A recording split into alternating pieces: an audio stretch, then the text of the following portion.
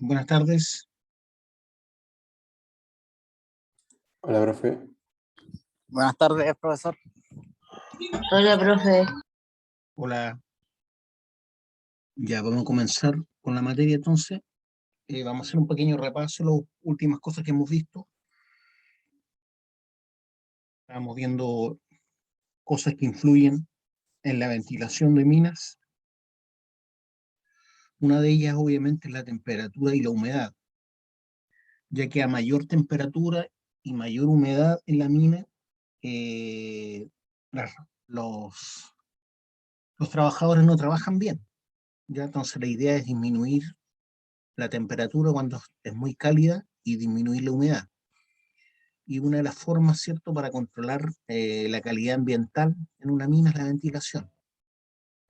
La temperatura mínima, ¿cierto?, en las minas debe ser mayor que 2 grados Celsius. Mayor que 2 grados Celsius por ley, para evitar congelamiento del agua, cañerías y obviamente de las personas. Si se congela el piso, pueden haber accidentes, por lo tanto no es bueno. La temperatura debe ser tal que produzca una sensación térmica confortable para poder trabajar y producir correctamente. Si hay malas condiciones laborales, obviamente la gente está más propensa a accidentarse, lo que es muy malo, ¿cierto?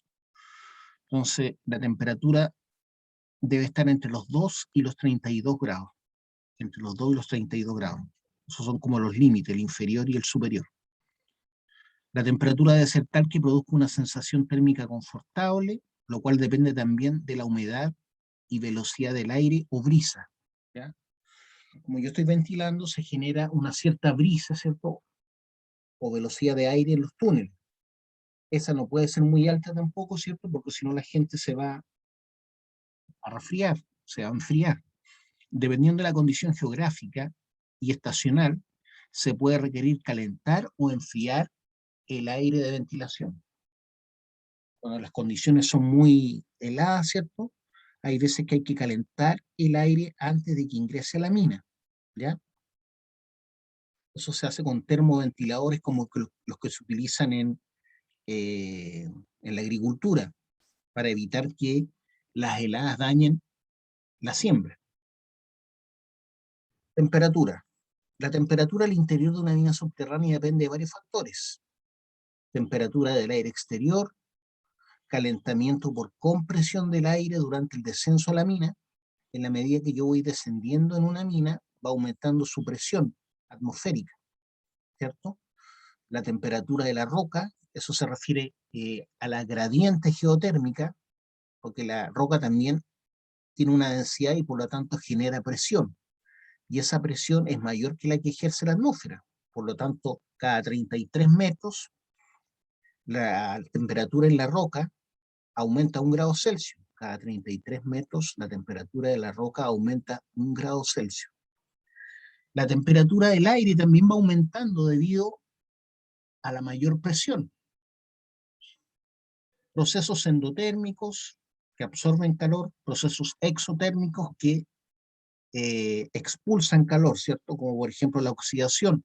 Cualquier combustión lo que hace es generar calor. Es decir, parte de sus productos es liberar calor. Intensidad de la ventilación, ¿ya? La intensidad de la ventilación también es clave, ¿cierto?, para refrescar los lugares más cálidos. Aumento de la temperatura por compresión. La temperatura de los gases aumenta si aumenta la presión, ¿ya? Esa es la fórmula de los gases ideales, ¿cierto? En donde tengo P, que es la presión, V, que es el volumen, es igual a N, que es el número de moles de un gas, por R, que es la constante de los gases, por T, que es la temperatura.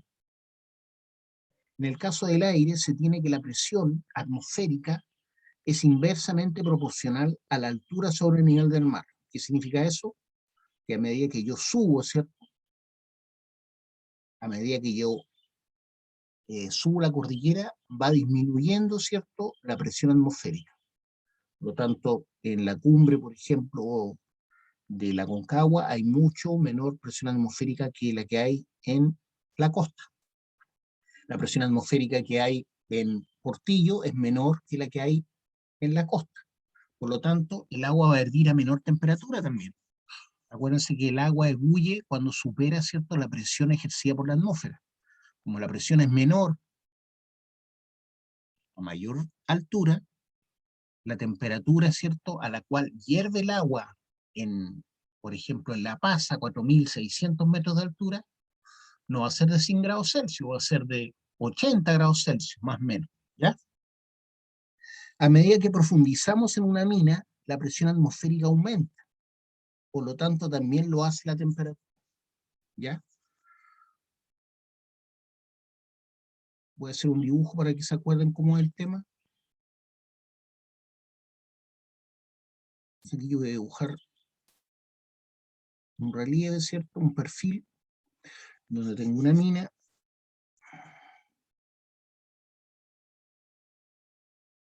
Y hay un pique, y ahí hay gente trabajando en la mina, ¿ya?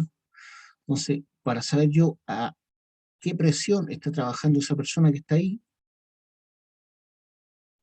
¿ya? Está acuñando el cerro. ¿Cómo calculo eso? Primero tengo que saber la presión que hay acá en este punto, ¿cierto? La presión. ¿Ya? Imaginemos que la presión en ese punto es de 650 milímetros columna de mercurio. Acuérdense que la presión es máxima a nivel del mar, ¿cierto? Pero es mayor aún, por ejemplo, en el punto más bajo de la Tierra. ¿Quién sabe cuál es el punto más bajo de la Tierra? En superficie, obviamente.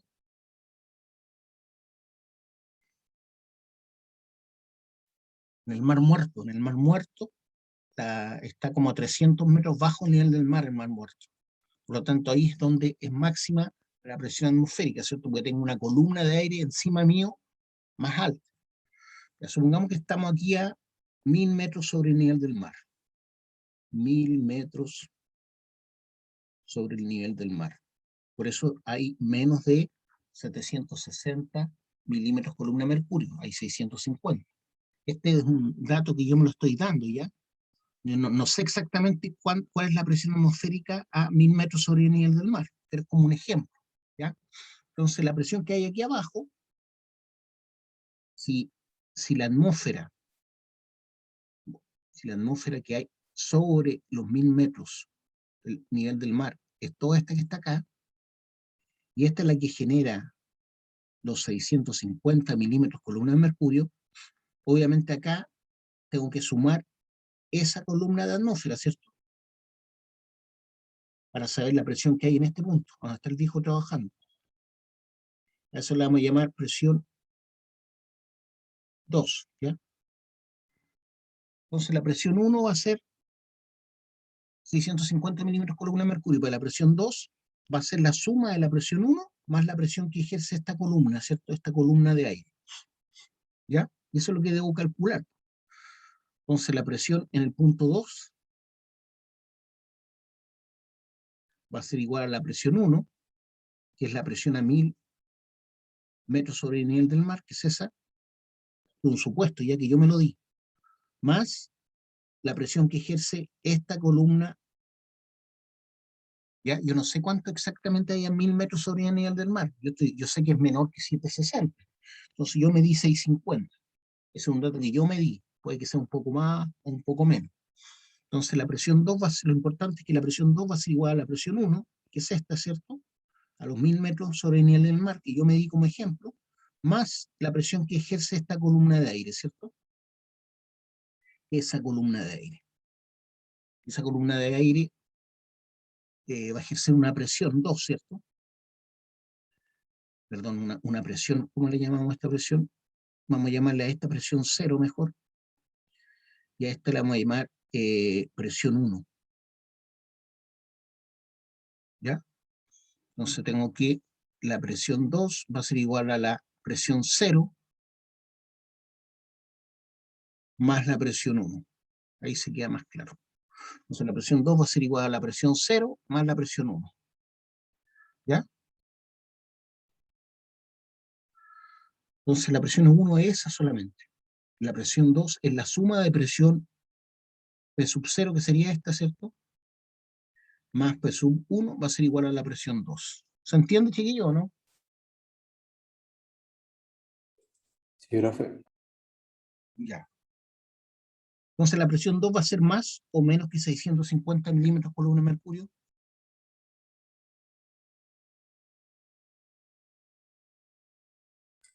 ¿Debería ser más?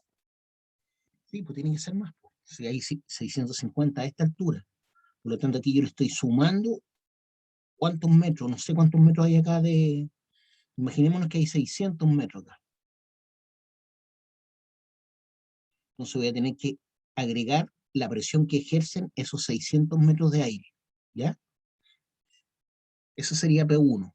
Entonces P1 va a ser una cosa como esta. Va a ser una cosa, una masa, ¿cierto?, de aire por G, que es la aceleración de gravedad, partido por el área donde voy a medir la presión. ¿Ya? Tengo que saber la masa que hay, por ejemplo, sobre 1 centímetro cuadrado. ¿Y eso cómo lo voy a obtener? ¿Cómo voy a obtener esa masa? Porque voy a tener la densidad del aire, ¿no es cierto? Y esa densidad, perdón, esa masa de aire tiene un volumen. Como tengo la densidad, voy a tener el volumen también, ¿cierto? Que es un volumen cilíndrico, por ejemplo, de 1 centímetro cuadrado hacia arriba, ya calculo el cilindro de un volumen, perdón, el volumen de un cilindro de 1 centímetro cuadrado, con una densidad tanto, y con eso yo voy a obtener la masa. Meto esa masa, la multiplico por G, y eso lo divido por 1 centímetro cuadrado, y eso me va a dar la presión que hay en P1. Entonces esa presión en P1 más la presión en P0 medida en la misma unidad, tienen que estar en la misma unidad, ¿cierto? Si tengo milímetros columna de mercurio, milímetros columna de mercurio. Metros columna de agua, metros columna de agua. PCI, PCI, ¿ya? Si tengo kilogramos centímetro cuadrado, kilogramos centímetro cuadrado. Entonces la presión 2 va a ser la suma de esas dos presiones, por la presión que ejerce esta altura de atmósfera, que es más de 10 kilómetros, ¿cierto? Porque la pura troposfera nomás tiene 10 kilómetros. Bueno, si tiene 10 kilómetros, le descuento 1000, ¿cierto? Voy a tener 9 kilómetros, si considero solamente la troposfera. ¿Ya? Importante que la columna de atmósfera que está sobre mí es la que está ejerciendo una presión en P0.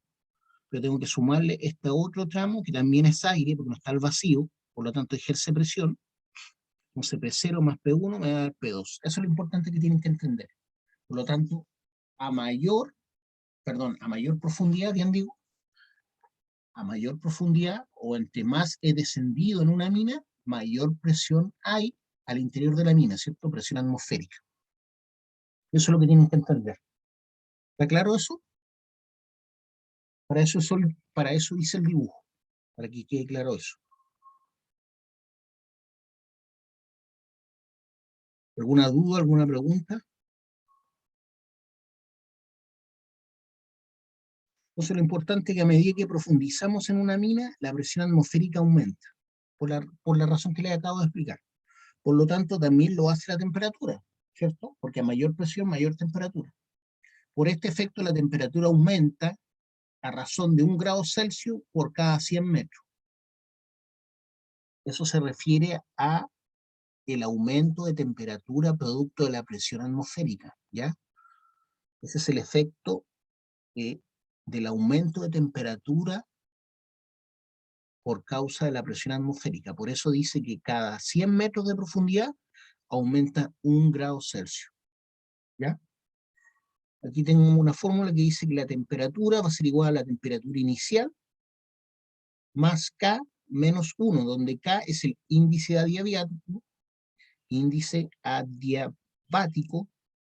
adiabático, que es igual a 1.41, menos 1, partido por K de nuevo, índice adiabático, por R, que es la constante de los gases, que es aproximadamente 29,27, y eso multiplicado por H, donde H es la profundidad, ¿ya? Entonces, eso es para calcular la temperatura que hay a una cierta profundidad. Entonces, se toma la temperatura inicial, que es la que está en superficie, ¿cierto? A los 1000 metros de altura, como los que vimos en el ejemplo del dibujo, más 0.0098 por h, que es la profundidad, que ahí sería 600 metros. Pero también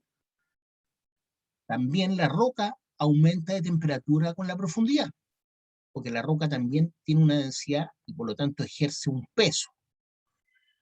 Y esa presión que ejerce ese peso, ¿cierto?, sobre una unidad de superficie, hace que la roca aumente de temperatura. Entonces, así como la presión, a mayor presión hay mayor temperatura del aire, a mayor presión ejercida por la roca, por lo tanto a mayor profundidad y mayor presión, también la roca se calienta, ¿cierto?, debido a ese aumento de presión. Eso sería presión litológica, presión litológica. ¿Ya? Voy a anotar eso para que no se me olvide. Entonces existe la presión hidrostática, ¿cierto?, que es la presión del agua, la que es a mayor profundidad y más presión. Pero también existe la presión, como les dije, presión litológica, o sea, la presión debido a la roca. La temperatura de la roca en la capa superficial, entre los 20 y los 40 metros bajo la superficie, se correlaciona con la temperatura del aire en el exterior, ¿ya? Influye directamente la temperatura superficial, hasta los 40 metros más o menos de profundidad, ejerce o interviene, ¿cierto?, la temperatura de la superficie sobre la temperatura interior hasta los 40 metros. Bajo la capa superficial, o sea, bajo los 40 metros, está la zona geotérmica, en que la temperatura de la roca no tiene correlación con la temperatura exterior, ¿ya? Por eso en una mina profunda como la mina El Teniente, por ejemplo, si estamos en el nivel de producción de la mina El Teniente, en invierno y en verano prácticamente hacen la misma temperatura. Afuera pueden haber 25 grados Celsius o 0 grados, y la temperatura en el nivel de producción de la mina Esmeralda o en el barrio cívico de la mina Esmeralda o de otra mina va a ser la misma prácticamente, ¿ya? Que son aproximadamente entre 21 y 22 grados Celsius, es lo que recuerdo, ¿ya? Puede que me haya equivocado en algunos grados, pero lo importante es que no cambia en invierno y en verano. ¿Por qué? Porque es una mina profunda, los puntos más cercanos del exterior están a varios kilómetros, entonces no influye, ¿cierto?, la temperatura externa de la mina con la temperatura interior. A eso es lo que se refiere con temperatura geotérmica. Bajo la superficie o bajo la capa superficial del macizo rocoso está la zona geotérmica, en que la temperatura de la roca no tiene correlación con la temperatura exterior. Ahora, si estoy cerca, ¿cierto?, del nivel de ventilación, estoy a 200 metros de donde entra el aire, obviamente va a influir la temperatura externa, ¿cierto? Si estoy justo donde entra el aire de la mina, y afuera hay 0 grados, y estoy a 200 metros de donde entra el aire, obviamente me voy a congelar. Pero eso porque estoy cerca de la superficie, ¿ya? En la zona geotérmica, la temperatura de las rocas asciende a medida que nos acercamos al centro de la Tierra. O sea, en la medida que yo voy profundizando, va aumentando la temperatura, a razón de 1 grado Celsius por cada 33 metros. A razón de 1 grado Celsius en aumento de temperatura por cada 33 metros. Entonces, esa temperatura se debe básicamente a la presión que ejerce la roca, la presión litológica. ¿Ya? Vamos a borrar esta cosa. Gradiente geotérmica. Se define como la diferencia de temperatura por unidad de profundidad en la zona geotérmica. Esta varía entre 1 a 5 grados Celsius por cada 100 metros. Yo les decía que aumentaba, ¿cierto?, 1 grado Celsius por cada 33 metros. Pero también se puede decir que varía entre 1 y 5 grados Celsius por cada 100 metros, entre la diferencia de temperatura que hay en el exterior y al interior de la Tierra. Por eso dice, se define como la diferencia de temperatura por unidad de profundidad. En menos de 300 metros de profundidad son 2 grados Celsius por cada 100 metros aproximadamente. 2 grados Celsius por cada 100 metros. Menos de 1000 metros de profundidad, estamos hablando de un aumento de 3 grados Celsius por cada 100 metros. Entre 1000 y 2500 metros de profundidad, la temperatura de la roca aumenta 4,5 grados Celsius por cada 100 metros. 4,5 grados Celsius por cada 100 metros. ¿Ya? Es harto, ¿cierto? Imagínense las minas que están a 4000 metros de profundidad allá en Sudáfrica. Entonces tienen que trabajar con grandes ventiladores, ¿cierto? ¿Ah? Y ponen hielos para llevar aire frío, ¿cierto? Ponen hielos ante los ventiladores para llevar aire frío al interior de la mina, para que la gente pueda trabajar bajo condiciones relativamente normales. La temperatura es muy alta de la roca está como a 50 grados Celsius sola, porque son minas muy profundas. ¿Una duda, alguna pregunta? ¿Dudas, preguntas? ¿La velocidad del aire es relevante? ¿Qué creen ustedes al interior de una mina? ¿Será relevante o no? Yo creo que sí. Sí, porque si el aire es muy lento, ¿cierto? Si el aire se mueve, por ejemplo, a 0,1 metro por segundo, estamos hablando de 10 centímetros por segundo, es prácticamente la nada misma, ¿cierto? Lo mínimo aceptable son 0,5 metros por segundo. 0,5 metros por segundo, para que se sienta como una brisa que refresca. El rendimiento aumenta, ¿cierto? Con la velocidad. Mayor velocidad, a mayor velocidad, más caudal de aire, ¿cierto? Por eso el caudal de aire está relacionado con la velocidad. El caudal, ¿cierto? Puede estar relacionado con el volumen partido por unidad de tiempo. O también el caudal se puede calcular como velocidad por área. Una velocidad del aire que recorre un área determinada. Esa área generalmente es el ducto por donde entra el aire, ¿cierto? La manga de ventilación o el área de la labor. Si el área de la labor es de 16 metros cuadrados, ahí va a ir 16 metros cuadrados. ¿Ya? Entonces el caudal, por ejemplo, que entra, es un poquito, el caudal que entra, por ejemplo, en una mina, considerando 0,5 metros por segundo, en la brisa mínima, ¿cierto? Lo multiplico por 16 metros cuadrados, que es el área de la labor, que sería una labor de más o menos 4 por 4 metros. Imagínense una labor de 4 de ancho por 4 de alto. ¿Ya? No, ustedes saben que no es cuadrada, pero aproximadamente 16 metros cuadrados. Entonces, este se me va con este, ¿cierto? ¿Ah? Perdón, este se me da con este. Metros por metros por segundo me da metros cúbicos, ¿cierto? Metros cúbicos por segundo me da como unidad. Entonces 0,5 por 16 van a estar entrando 8 metros cúbicos, ¿cierto? Por segundo.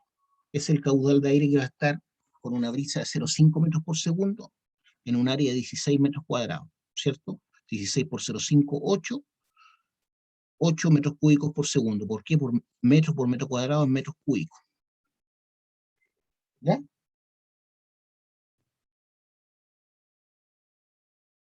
Un ejemplo solamente. Entonces el rendimiento aumenta con la velocidad de aire. A mayor velocidad del aire, mayor caudal, ya que un trabajador puede eliminar de mejor forma el calor al medio externo. Eso es lo que hablamos de disipar calor.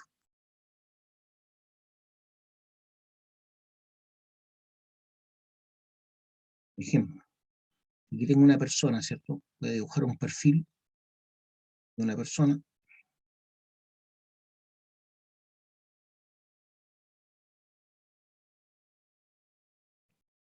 Es el perfil de una persona. Esa persona está liberando calor. ¿ya? Al ambiente. Si uno lo ve en una cámara infrarroja, se ve así el calor que sale del cuerpo de la persona. Por eso cuando hay un lugar con harta gente y está encerrado, no hay ventilación, se calienta el lugar, ¿ya? Cada uno está liberando calor a 35 grados Celsius, ¿no? Si aquí tengo un ventilador, si aquí yo pongo un ventilador, ¿ya?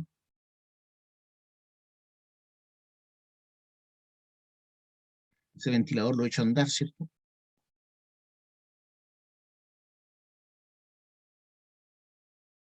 Va a generar una brisa mayor y esa brisa, ¿cierto?, va a impactar sobre la persona.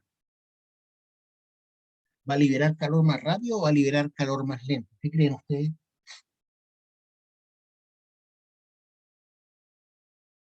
¿Más Y rápido? más rápido, ¿cierto? Porque esto se llama difusión. Cuando no está incluido el viento o la brisa, se habla de liberar calor por difusión. Esta liberación es lenta, y va a depender de la temperatura externa. Entre más baja sea la temperatura externa, por ejemplo, si está a 20 grados Celsius fuera, la liberación por difusión va a ser mayor que si estuviera a 30 grados Celsius.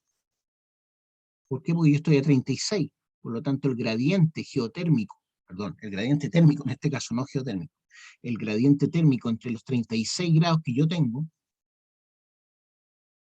y los 30 grados, esa pendiente es menor que la pendiente que hay acá, ¿cierto? Por lo tanto, yo libero calor más fácilmente cuando hay 20 grados que cuando hay 30 grados. Entre más cercana esté la temperatura a mi cuerpo, más lenta va a ser esta liberación de calor, ¿ya? Y si el calor externo es mayor que el interno, olvídate, yo no estoy liberando calor, todo lo contrario, estoy absorbiendo calor, y por eso la gente se muere, ¿cierto? Cuando hay 40, 45 grados de temperatura, porque en vez de liberar calor, su cuerpo se calienta, como si tuviera fiebre. ¿Se entendió lo que dije? Sí, profe. Y entonces vamos a eliminar este calor por difusión, porque ahora vamos a liberar calor por convección. Convección. El viento, ¿qué es lo que hace? La brisa, ¿qué es lo que hace? Hace que el calor salga así, salga más rápido, ¿ya? Es como que lo barra el calor, la brisa.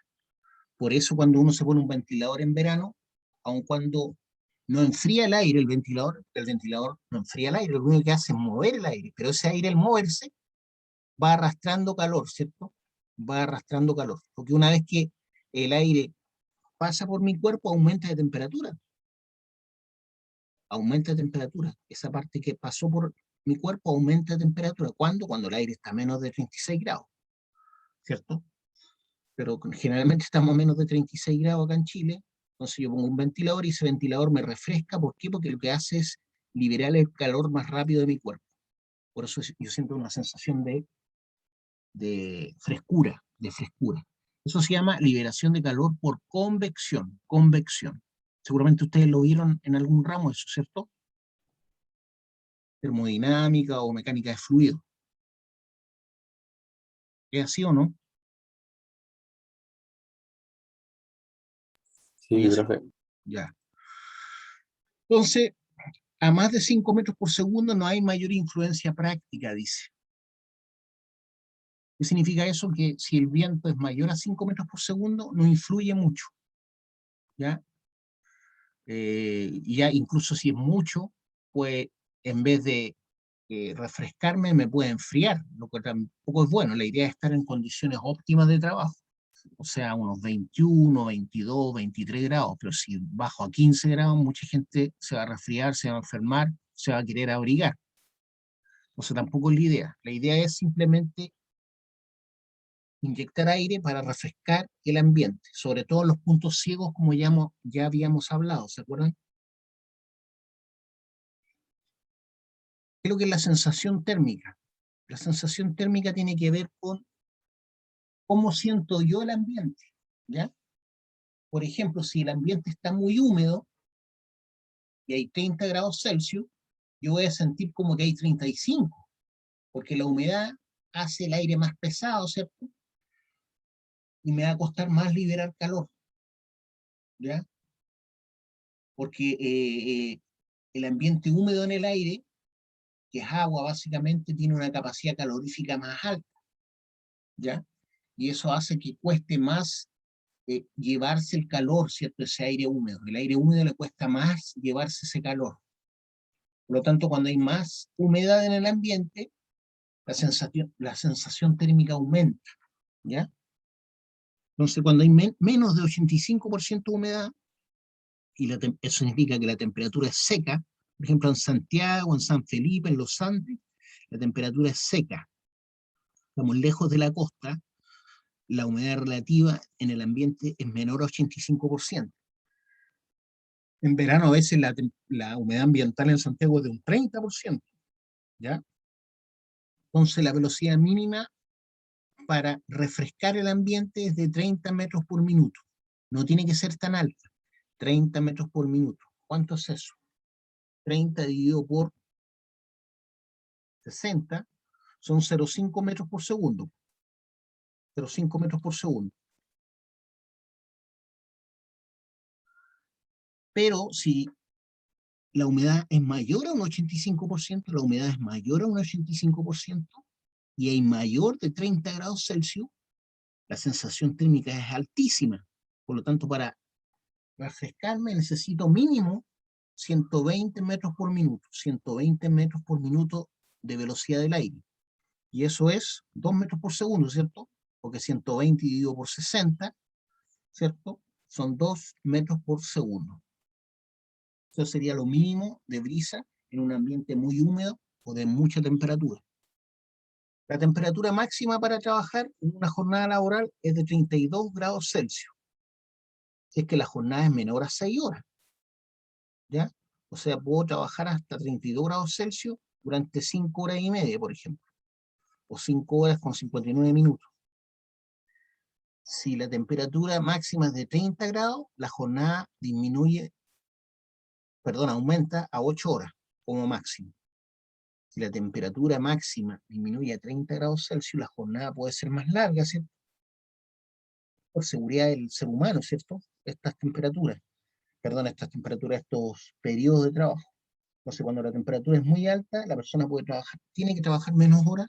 Cuando la temperatura es más baja, puede trabajar más horas. ¿Se entiende? La velocidad máxima del aire es de 2,5 metros por segundo, o lo que es lo mismo, 150 metros por minuto, ¿ya?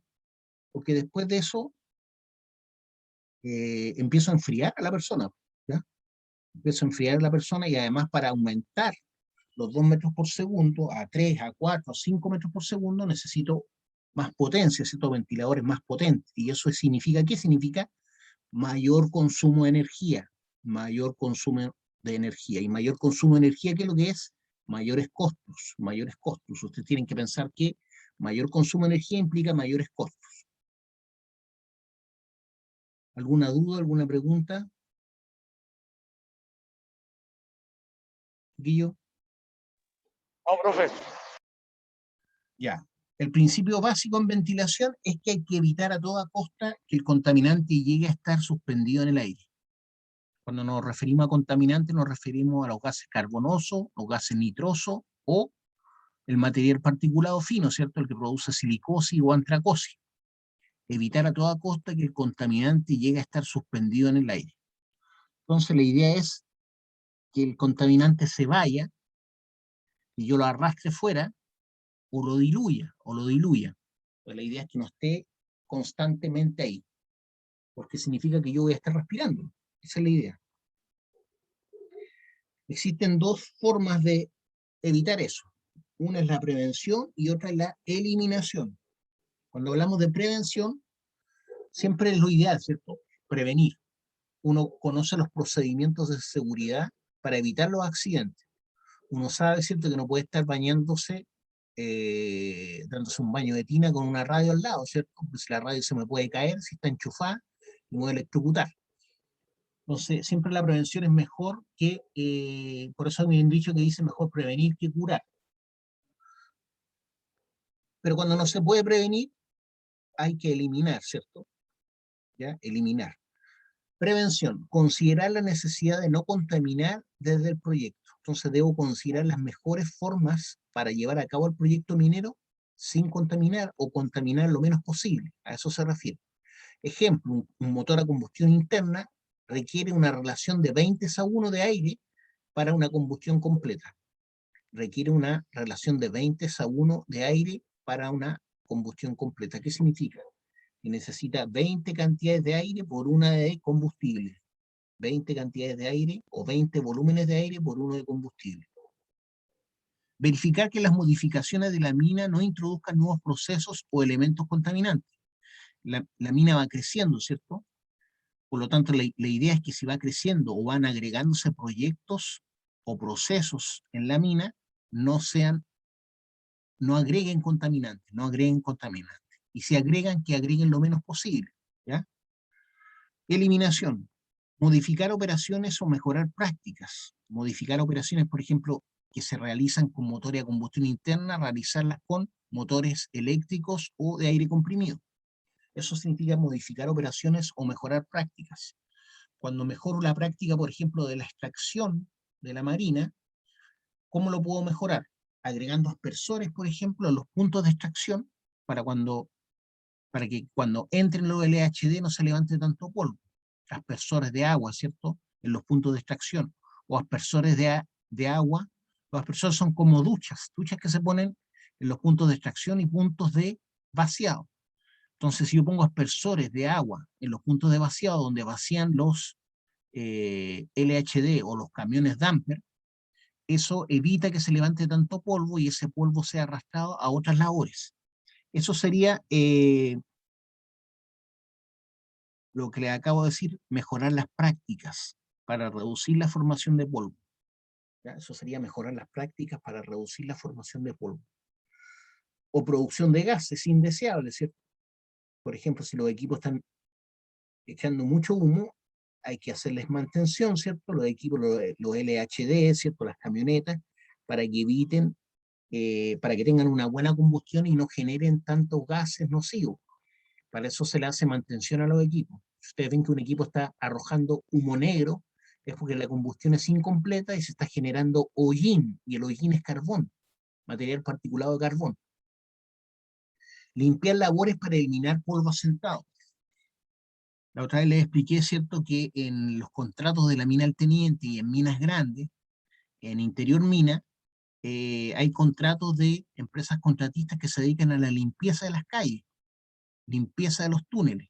Entonces ellos riegan primero y después barren y recogen el lodo, ¿cierto?, asentado en las calles para evitar que cuando se seque, ese polvo, ¿cierto?, vuelva al ambiente al pasar los equipos. Los equipos pasan, si el polvo está seco, se va a levantar y va a volver a contaminar.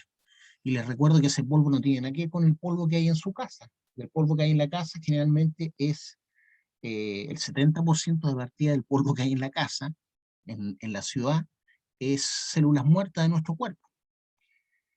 Y el otro 30% es polvo que viene de afuera, ¿cierto? Que es un polvo que no tiene sílice, ¿ya? Es un polvo que viene de la tierra en general, de la tierra, del suelo. Por lo tanto, no es tan dañino como el polvo que hay al interior de la mina, que no es barro, ¿cierto? Del barro que se genera cuando llueve en el patio. Estamos hablando de material particulado fino, que igual forma lodo, ¿cierto? Que es material particulado fino, pero ese lodo es mucho más dañino porque es como vidrio molido, ¿ya? Que se asienta en nuestros pulmones generando las silicosis o la antracosis en el caso del carbón. Supresión de efectos. ¿Cómo puedo suprimir algunos efectos nocivos? Con lo que les decía, ¿cierto? Con aspersores de agua. Ahí dice infusión con agua, que es algo parecido.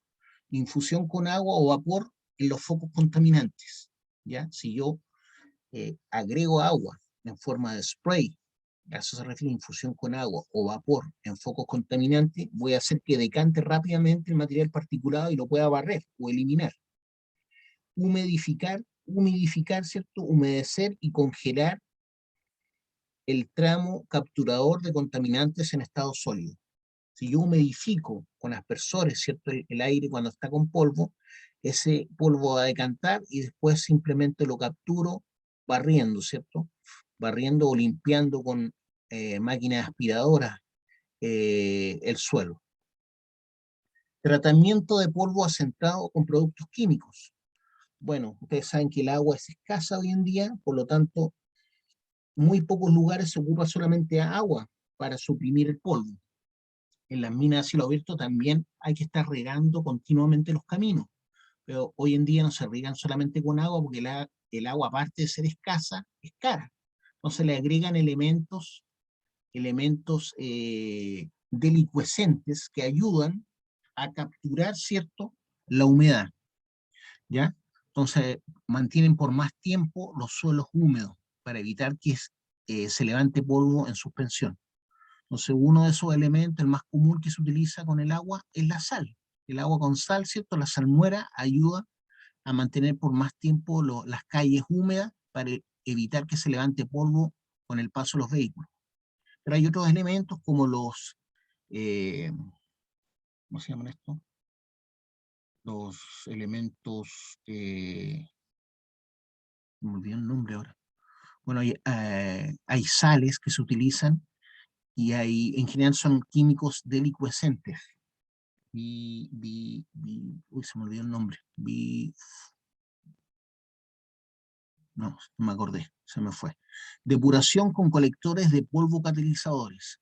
Lo importante es que hay elementos químicos que ayudan a disminuir el consumo de agua para decantar el polvo, ¿ya? Sí, el agua de mar sirve para eso. Depuración con colectores de polvo o catalizadores. Depuración con colectores de polvo o catalizadores. Bueno, a través de succión, ¿cierto? Yo puedo colectar el polvo, puedo tener mangas de ventilación aspirantes para recoger el polvo que se genera, por ejemplo, en un punto de extracción o un punto de vaciado, ¿ya? Entonces puedo tener aspersores y además puedo tener ventiladores aspirantes que colecten ese polvo y lo lleven, por ejemplo, a filtros para capturar ese polvo y no contaminar el medio ambiente fuera de la mina. Aislamiento y dilución. Hay zonas que siempre van a estar generando polvo o gases nocivos, por lo tanto yo lo que tengo que es tratar de aislar esas zonas. Por ejemplo, cuando voy a hacer tornaduras, ¿cierto? Necesito aislar la zona por un tema de seguridad, ¿cierto? Pero también para evitar que el personal aspire, ¿cierto?, gases contaminantes o polvo en suspensión que genera la tronadura. Entonces, para eso aíslo la zona. Aislamiento puede significar encerrar ciertas operaciones generadoras de polvo, como por ejemplo los chancadores primarios, los molinos que hay en ciertas zonas. Yo aíslo, las correas transportadoras también las puedo aislar, porque si hay mucho viento en la zona, voy a pasar a contaminar, ¿cierto?, el medio circundante a estas operaciones. Entonces la idea es encerrar estas operaciones, ¿ya? Y a través de mangas de ventilación, aspirantes o sistemas de ventilación más sofisticados, me ayudan a eliminar el polvo sin contaminar hacia afuera, ¿ya? Con filtros ¿cómo se llaman? Electrostáticos para capturar el polvo fino. Filtros electrostáticos, ahí dice catalíticos, para catalizar el polvo, básicamente. Pero también existen los filtros electrostáticos que capturan, ¿cierto?, por diferencia de carga eléctrica, el polvo cargado con una carga determinada. Aspiradoras, colectores de polvo, todo esto sirve para capturar el polvo que está encerrado en ciertas operaciones, como son las plantas de chancado o las plantas de molienda. Recuerden ustedes que hay plantas de chancado al interior de la mina, ¿ya? Por ejemplo, en la mina El Teniente hay una planta de chancado primaria al interior de la mina. Dilución. En la mina andina también hay una planta de chancado al interior de la mina. Y así, es normal eso. Dilución. ¿Qué es lo que es dilución? Diluir, ¿cierto?, el contaminante. El contaminante, recuérdense que puede ser gaseoso o de polvo en suspensión. Entonces la idea es diluir ese contaminante y es el último recurso, ¿cierto? Si no puedo aislar, eliminar o no contaminar, lo menos que tengo que hacer es diluir. Si yo agrego aire limpio a un aire contaminado, voy a diluir el contaminante, ¿cierto? ya sea gaseoso o material particulado. Ese es el último recurso, diluir. Dilución por corriente de la ventilación principal o dilución local por ventilación auxiliar. Estamos hablando de minería subterránea en este caso. Entonces voy a hacer un dibujo aquí para que se entienda. Imaginemos que esta es la ventilación principal, ¿ya? Es el túnel que lleva a la ventilación principal. Ay, me quedó horrible. Ahora cuando me quedan mal dibujadas las cosas. Esta es la ventilación principal, ¿ya? Pero ellos justo que encontraron una veta en esta zona, encontraron una veta en esta zona. Entonces tengo que atacar esa zona. Entonces, ¿qué es lo que hago? Hago un túnel, ¿cierto?, que me lleve a esa zona. ¿Cierto? Ese túnel me lleva a esa zona. Aquí obviamente va a estar abierto ese túnel. Entonces la ventilación principal está llevando el aire así, ¿cierto? Y va a arrastrar un poquito de aire de esa zona por ¿cómo se llama? Un efecto, se llama efecto Venturi. Entonces, el aire al pasar a una cierta velocidad acá, genera por arrastre una succión en esta zona. Se llama efecto Venturi, ¿ya? Pero es muy poco el aire que va sacando. Entonces, si yo quiero sacar el aire más rápido de ahí, tengo que agregar, ¿qué cosa? Ventilación auxiliar, que me va a ayudar a auxiliar la ventilación principal, ¿cierto? Entonces, ¿qué es lo que hago yo acá? Pongo una manga de ventilación, ¿cierto?, adosada, que me conecte con la ventilación principal. Ahí pongo un ventilador, es el ventilador ya, axial, y lo que hago es succionar el aire contaminado hacia afuera, ¿cierto? Entonces así va a salir más rápido el aire contaminado. Pero recuerden ustedes que en la medida que sale el aire, tiene que entrar el aire limpio.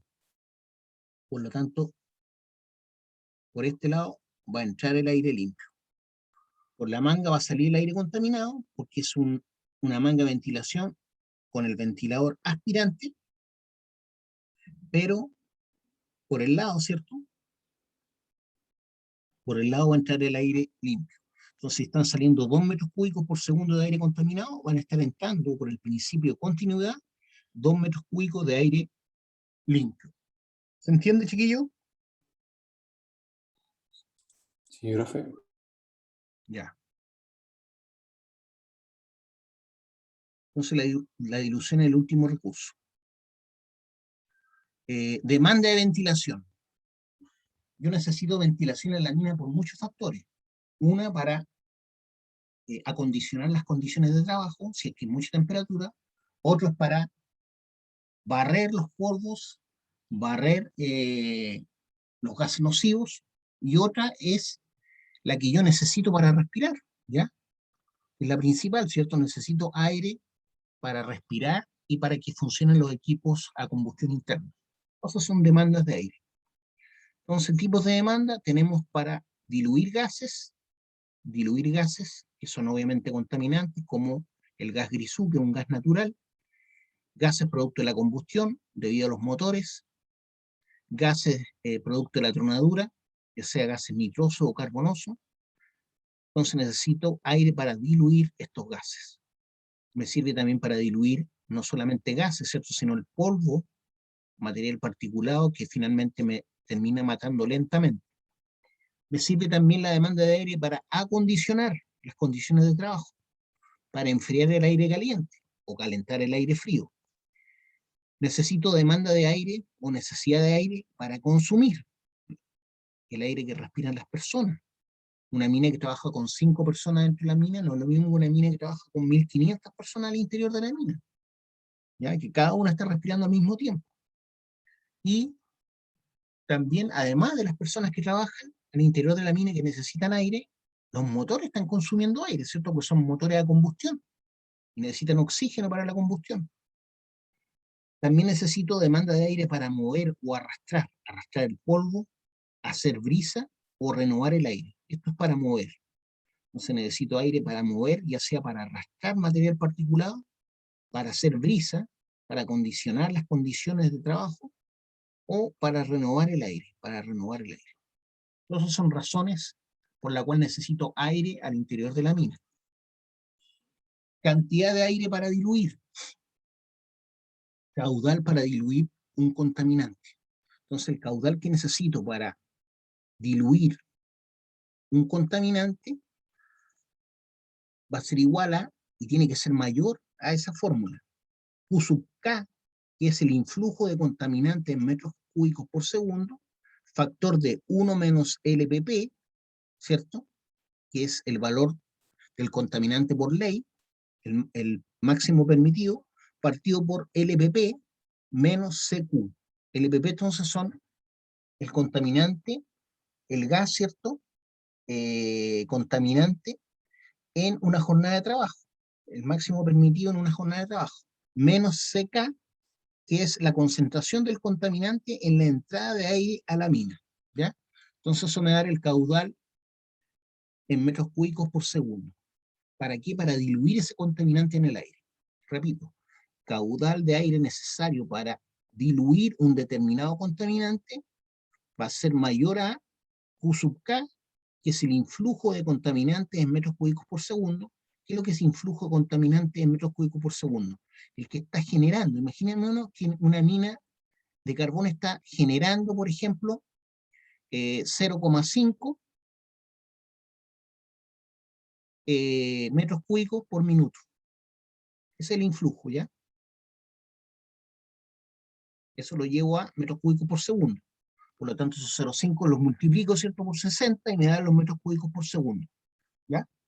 Ese es el gas grisú que está entregando la mina de carbón y arrojándolo al ambiente, ¿ya? Entonces yo tengo que usar aire para diluir eso y que no se concentre ese gas grisú en la mina. Entonces el Q sub Q sería, en este caso, 0,5 por 60, o sea, 30 metros cúbicos, perdón, son 0,5 metros cúbicos por minuto, ¿cierto? Entonces 0,5, perdón, metros cúbicos por minuto. Entonces eso yo lo tengo que dividir por 60, significan 8,3 por 10 elevado a menos 3 metros cúbicos por segundo, ¿ya? Esos son los que tengo que meter en la fórmula. Factor de 1 menos LPP, que sería lo máximo permitido en una jornada laboral de trabajo de gas grisú, partido por LPP nuevamente menos CK. Y el CK es la concentración del contaminante, que en este caso es gas grisú, en la entrada de aire a la mina, ¿ya? Entonces tengo que medir el gas grisú que hay en la entrada de aire a la mina. ¿Por qué? Porque es el aire que está entrando, ¿cierto? Entonces, ¿qué es lo que tengo que hacer yo acá? Si esta es la mina, pensamos que esta es la mina, ¿ya? Y aquí tengo el túnel, estamos explotando. Aquí tengo un ventilador por donde está entrando el aire, ¿cierto? Imaginemos que ahí tengo un ventilador, inyector de aire. Entonces, este ventilador me está arrojando aire hacia adentro. Por lo tanto, la concentración del contaminante en la entrada de aire a la mina es ahí, ¿cierto? Ahí tengo que medir la concentración de gas grisú, ¿ya? Ahí tengo que medir la concentración de gas grisú para saber cuál es el aire que está entrando a la mina. Y eso se refiere a C sub K, concentración del contaminante en la entrada de aire a la mina. ¿Alguna duda, alguna pregunta que me quieran hacer? No, profe. No. ¿Qué hora tienen, chiquillos? ¿Quién me dice la hora? 5:30. 5:30. Nos queda todavía. Ejemplo. Esto es un ejemplo de gas metano o gas grisú, ¿cierto? Acuérdense que el gas grisú es un 95% metano. Me dicen que Q sub K es de 0,12 metros cúbicos por segundo, ¿ya? Ese es el influjo natural de gas metano en la mina. Ese era Q sub K, ¿se acuerdan? Influjo de contaminante. Después me dicen que C sub K, o sea, la concentración de gas metano al interior, perdón, en la entrada a la mina, eso era C sub K, concentración del contaminante en la entrada de aire a la mina, es de 0,1%, ¿ya? O sea, ese es prácticamente el aire limpio, porque eso es en la entrada de la mina, por donde está entrando el aire limpio. El EPP del metano, por ley, es 1%, ¿ya?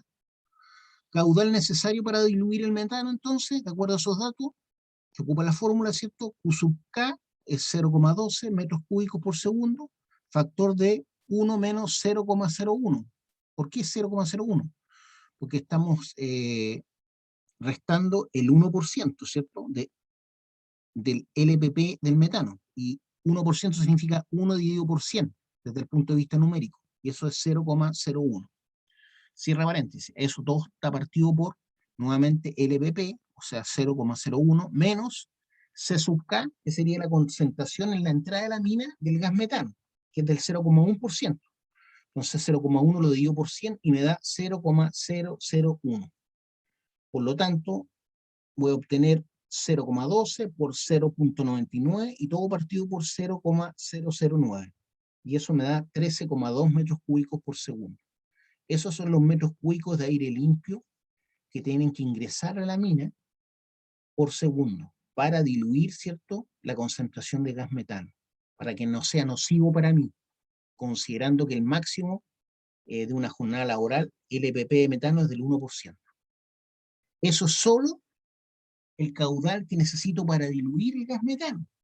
Ahí no está incluido cuánto aire voy a ocupar para respirar, no está incluido el aire que van a ocupar mis equipos a combustión interna que consumen aire y para más remate me entregan gases carbonosos, ¿cierto? CO2, bueno, y vapor de agua que no es carbonoso, pero no me sirve para respirar. Caudal de aire para acondicionar ahora. Para eso existe una cosa que se llama balance de calor. ¿Ya? Yo tengo que agregar aire frío para enfriar, ¿cierto?, el aire caliente. Tengo que agregar una masa de aire frío para que el aire caliente baje la temperatura. Es una combinación finalmente de aire frío y aire caliente. Aire frío entre comillas, ¿cierto? Entonces el calor sabemos que es proporcional a la masa, ¿ya? Y la diferencia de temperatura implica que es proporcional al calor y a la temperatura en grados Kelvin, o sea, la temperatura absoluta. Estamos hablando de balance de calor de aire, ¿ya? Estamos hablando de gases. El calor entonces es proporcional a la masa y la diferencia de temperatura que yo quiero lograr es proporcional al calor, ¿cierto? Y el calor, ¿qué es lo que hace? Aumenta la temperatura. Entonces la masa fría más la masa caliente va a dar una masa de temperatura mezcla, ¿cierto? ¿Ya? Y esa es la que la que me interesa a mí, la masa mezcla. Entonces tengo que saber cuánto aire frío tengo que ingresar sabiendo que hay una determinada masa caliente que necesito refrescar. Entonces ahí me dice que Q sub C es el caudal de aire calentado, ¿ya? Q sub C es el caudal de aire calentado, ¿ya? Que tiene que ver con el aire que está dentro de la mina. Q sub F es el caudal de aire frío. Tengo que Tm es la temperatura final de la mezcla, la que me interesa, ¿cierto?, en grados Celsius. T sub E es la temperatura de entrada del aire no acondicionado. Temperatura de entrada del aire no acondicionado. Aquí están haciendo el ejemplo para enfriar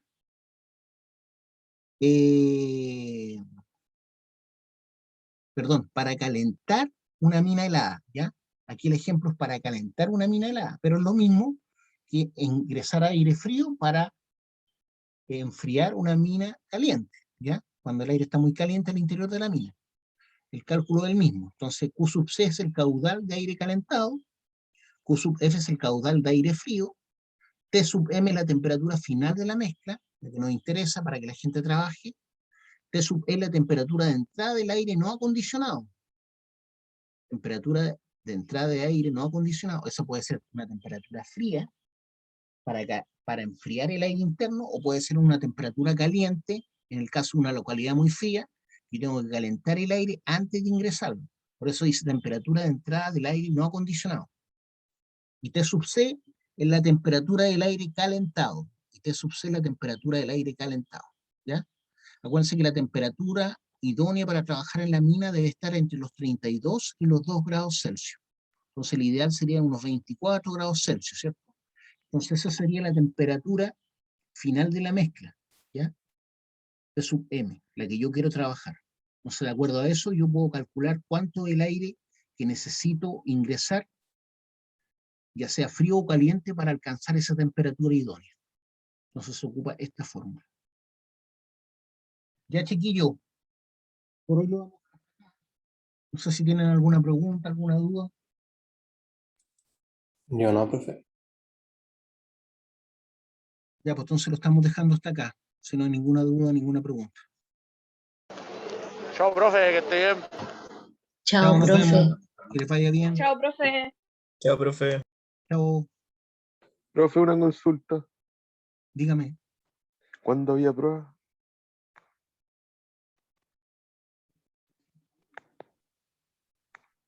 ¿Aló? ¿No? ¿Me escucha? El 301 este. Sí, creo que sí. El 7 de octubre. Vale, el 7. Vale, lo noto al tiro. 7 de octubre es la Vale, primera profe. prueba. Ya nos vemos. Chao. Gracias.